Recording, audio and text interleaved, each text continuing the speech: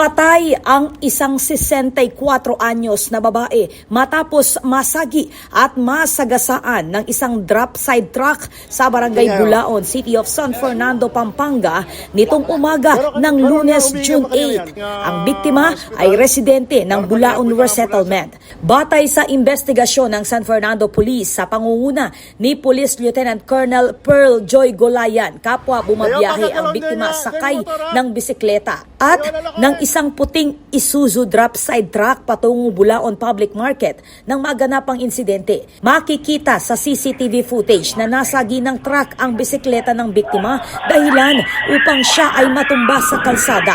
Nasagasaan ng truck ang gitnang bahagi ng kanyang katawan habang tumama naman ang kanyang ulo sa nakaparadang electric tricycle sa lugar.